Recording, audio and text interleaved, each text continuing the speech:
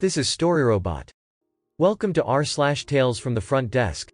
Our first story of today is, Lay Off the True Crime for a Bit Kid. So, at my extended stay property, I was trained to make nightly property walks just to make sure everyone is being quiet and no one is trying to smoke in our rooms. The lobby is a ghost town after about 6 p.m., and it's a good way to kill some time and try and get my steps in for the day. And the biggest thing I was told I'd have to worry about is the occasional homeless person that might try and get warm in one of our stairwells, but the homeless population around here is very non-confrontational. I did about 2 property walks per night whenever I was working, and the worst I've ever encountered is some loud music. Until last week. I'm chilling in our back office, watching the cameras and some criminal minds hee-hee, when a guest calls down and seems a little stressed by the way her voice sounds. She said there was just someone pounding on her door pretty forcefully for the last couple minutes. Her only reason for not calling while it was happening was because her and her friends were pretty spooked by this, and as a woman I would be too. I threw out the possibility of it being an intoxicated guest, causing mischief in order to celebrate our local football team's recent win that night. I of course apologized and promised to look into who it could be though. I start looking through other rooms on that floor when I get another call from a guest on that same floor describing the same thing the previous guests did. Gave them the same theory as the last call and narrowed down my search. A third call from that floor, this time from the other end of the hallway. Okay, now it's getting weird, and all these rooms, even ones occupied by some construction guys, sounded at least a little bit worried.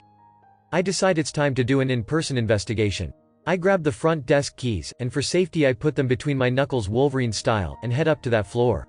The elevator opens and I make my way towards the end of the floor that had the most calls coming from there.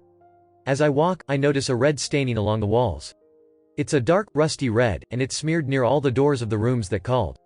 Now, I was definitely scared before, seeing as I'm a small child from a retirement suburb, but now I'm terrified.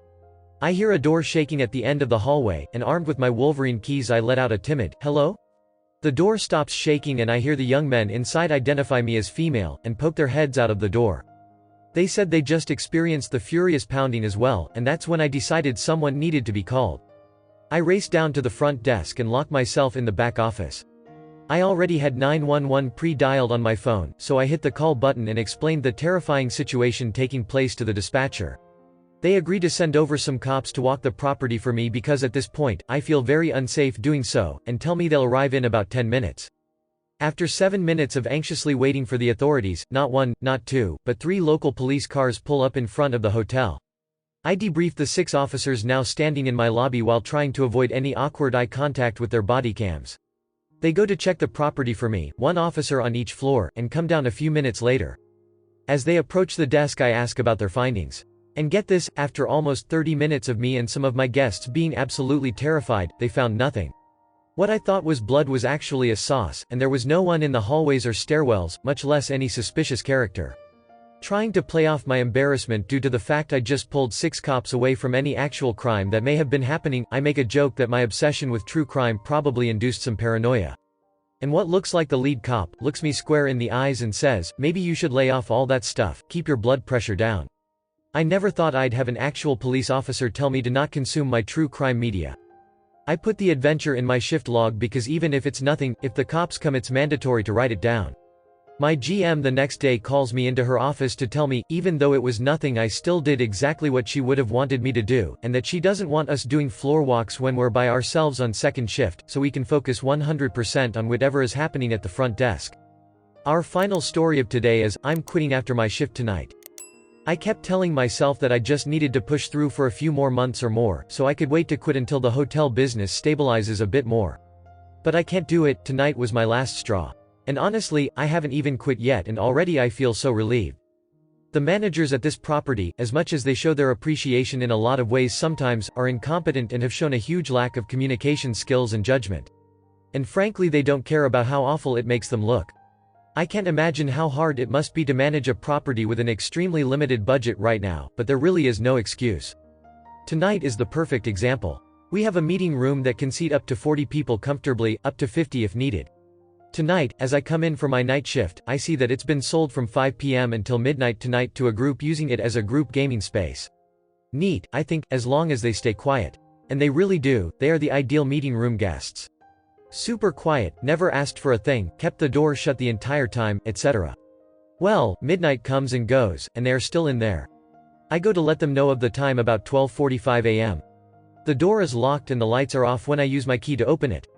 Some of them are all sprawled out on the floor in sleeping bags asleep, others still gaming with headphones on. I ask the adult if they knew they only had the room till midnight. He says the sales lady, he calls her by name, set their contract for 8 a.m. the following morning. That it was supposed to be an all-nighter gaming space, sleepover type thing that they have done before. I am super bewildered at this point, because the contract only says until 11:59 p.m.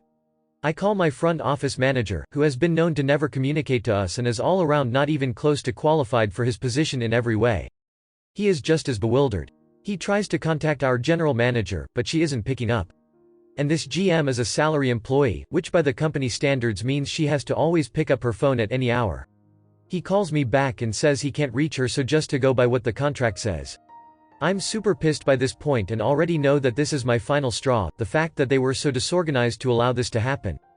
Turns out the guest was right, because I take it upon myself to call the GM, and after trying a couple times she finally answers, and tells me that yes, it was indeed until 8 a.m.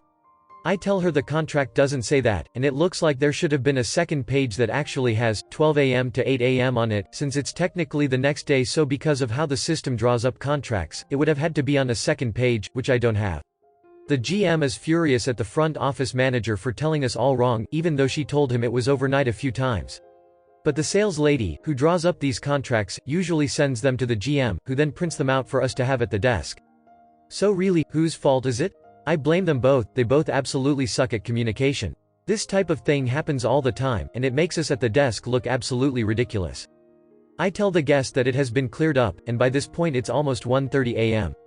I tell him my standards are quite high when it comes to guest satisfaction, and we failed miserably and he suffered needlessly for it, so I'm personally pretty upset that this even happened. He thanked me for doing things how I was supposed to and for just following manager orders. He understands that it was their fault for not doing their job and that he's going to take it up with them. This is just one of many daily occurrences that I've dealt with over the past 6 months after coming back to this hotel. Everything is broken all the time, guests are complaining left and right about things being dirty in and outside of their room, the breakfast quality is awful, our performance is the worst I've ever seen so far in this business due to a lack of communication, the GM herself is constantly breaking policy even after being presented with evidence that it's wrong, and so much more. I'm done after today, and I can afford to be done for the time being. Will I be able to get another job doing what I want to do, which is hotel front desk? Eventually, but who knows when. I know my worth and skill in this field, and I am better than this. Thank you for watching. Error. Problem detected. Not enough subscribers. Please subscribe, like and comment.